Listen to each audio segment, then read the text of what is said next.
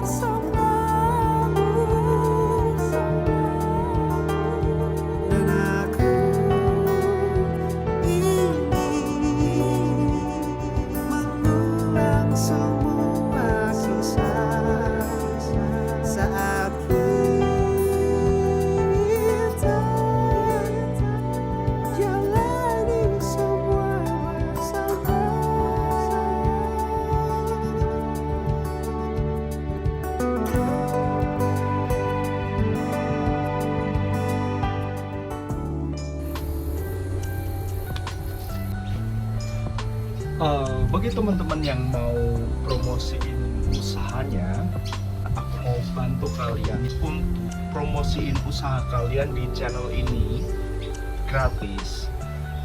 Memang channel ini belum banyak viewer, tapi tujuanku adalah aku ingin membantu UMKM kalian untuk berkembang.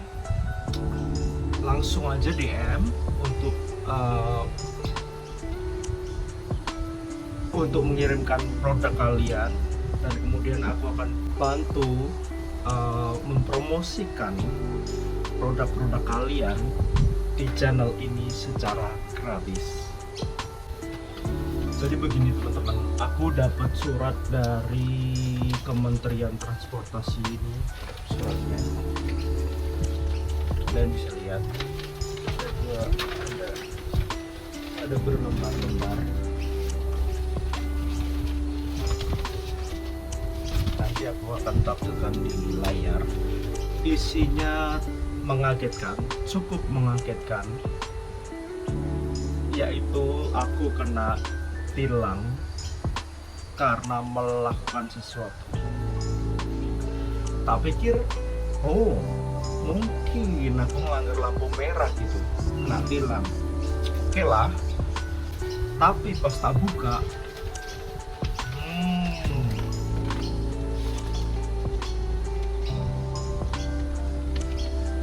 dendanya 12 juta rupiah. Kaget dong loh, 12 juta, kenapa ini? Masa iya lampu merah kena denda 12 juta? Kronologisnya teman-teman, jadi waktu itu aku pulang dari tempat kerja bersama temanku orang Filipina. Kita kerja bareng gitu ya, terus shiftnya selesai bareng sekitar jam 12 malam.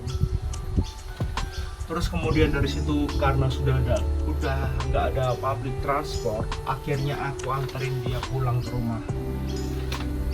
Ya kita ngobrol hahihi lah, biasalah ngobrol seru-seru. Nah lalu tiba-tiba dia, temen gue ini dapat telepon, katanya dari mantannya. Mungkin ngajak balikan kali ya, nggak tahu. Pokoknya dia excited ngomong pakai bahasa Tagalog, excited banget. Sampai-sampai dia ngelepasin sabuk pengaman. Aku nggak tahu. Di Indonesia ya masih oke lah, nggak pakai sabuk pengaman, bro. Tapi kan ini di Australia bro, beda cerita. Terus ya udah akhirnya kita sampai rumah, terus aku antar dia pulang, terus aku pulang, udah nggak terjadi apa-apa. Sampai seminggu kemudian aku dapat surat dari Kementerian Transportasi yang isinya membagongkan. Pas aku baca,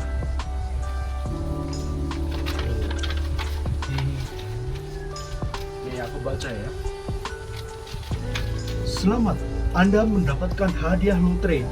Enggak dong, kalau kayak gitu wah, aku udah balik Indo bangun usaha. Nih aku baca. Ini aku bacain. Selamat, kamu menerima surat notifikasi ini karena supir dari kendaraanmu menggunakan mobile phone atau tidak menggunakan seat belt. Wow. Dan pas dilihat dendanya, ini nominalnya teman-teman, kalian bisa lihat ya.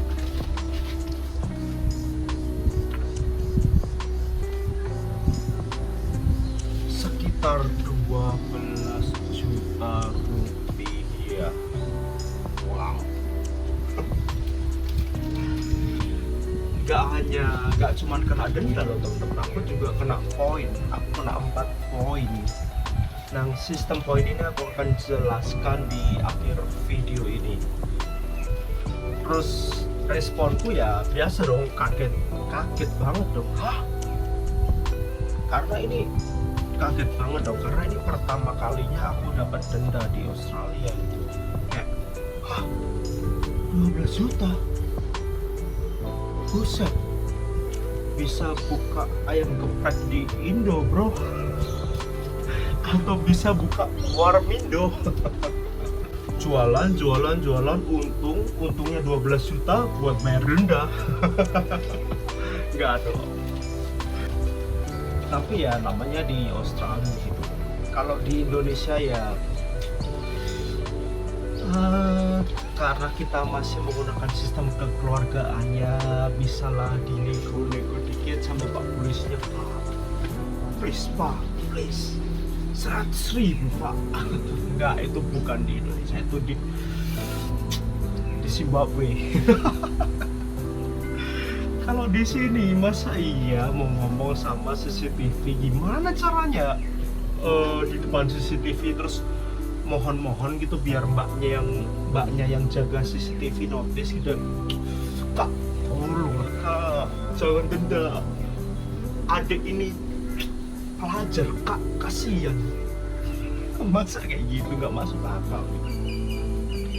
Ya udah akhirnya ya pasti lemes banget lah, maksudnya 12 juta tuh banyak loh. Aku harus kerja seminggu bener-bener banting tulang untuk dapetin 12 juta di sini. Udah gajian bayar tilang 12 juta. Terus yang bikin aku cukup stres adalah aku juga dapat poin. Aku kehilangan 4 poin guys. Nggak ada lucu-lucunya sih ini, nggak ada punchline-nya juga. Sedih banget gitu. Nah, sistem poin ini itu kayak kita dikasih poin. Kalau poin kita habis, kita nggak akan boleh nyetir sama sekali. Jadi di sini sistemnya ada 12 poin yang dikasihkan setiap 3 tahun. Jadi di 3 tahun itu kalian nggak boleh lebih dari 12 poin, atau SIM kalian akan ditahan atau kena suspend itu gimana ya, intinya kalian nggak boleh nyetir lah selama di sini. Repot banget kan. Misalnya gini, kalian punya 12 poin, kalian melanggar lampu merah, kalian akan kena 2 poin, tinggal 10 kan. Terus habis itu kalian melanggar lampu merah, kalian kena poin 4. Jadi poin kalian tinggal 6 selama 3 tahun. Jadi kalian harus benar-benar menjaga integritas kalian dalam berkendara. Susah karena kita di Indonesia itu terbiasa sudahlah. Jadi ketika poin kalian habis dan kalian nekat berkendara, entah gimana polisi itu akan tahu kalau kalian berkendara dan posisi poin kalian habis, dan kalian akan dicegat oleh polisi beneran kayak di film-film kejar-kejaran. Enggak, kalian tahu-tahu akan dicegat oleh polisi, di pull over, diminggirkan, terus habis itu kalian akan kena sanksi lebih lanjut. Makanya benar-benar hati-hati nyetir di sini. Dan setelah aku dapat suratnya, apa yang aku lakukan? Ya jelas bayar dong, masa iya di film harus dibayar dong, maksudnya harus diselesaikan. Mereka ngasih tenggang waktu agar kita menyelesaikan pembayaran. Kalau tidak kalian akan dihukum cambuk. Enggak bercanda. Kalau enggak, aku nggak tahu, aku harus baca lebih lanjut. Jadi pembayarannya ada 2 tipe. Yang pertama itu dicicil. Dicicil itu kalian datang pertama kali ke kantor pos untuk bilang ke budenya, Pak D, aku mau bayar tilang, tapi aku mau mencicil. Nah nanti Pak D-nya atau budenya akan kasih kalian form gitu ya, kalian isi, agak ribet di awal sih. Terus kalian akan membayar sekitar 600.000 per minggu, 600.000 per minggu atau per 2 minggu sampai cicilan kalian selesai. Kayak nyicil handphone ya. Tapi bagiku itu ribet, dan aku juga nggak mau ada utang kayak ganjel gitu. Maksudnya kalau lupa kan malah repot ya, malah ada tambahan penalti gitu. Takutnya yang gitu-gitu. Udahlah, aku nggak mau ada utang, jadi aku langsung lunasin dengan cara kedua. Di cara kedua itu kita bilang ke budenya kalau kita mau ngelunasin, dan respon mereka apa? Wow. Iya, mereka cukup kaget gitu, karena ya 12 juta itu bagi mereka juga banyak loh, bukan hal yang kecil gitu. Dapat iPhone loh, 12 juta itu di sini. Dan mereka langsung wow, I appreciate bilang gitu pas selesai melakukan pembayaran. Nah aku bayar 12 juta, aku lunasin, terus udah selesai, aku dapat nota pelunasan. Terus pas aku cek di sistem dendanya, tilangnya dari pemerintah udah nggak ada namaku, jadi udah aman, kelar. jadi aku cuman bayangin gini, aku nak kerja seminggu dapat 12 juta, terus habis itu wah 12 juta nih, beli apa ya?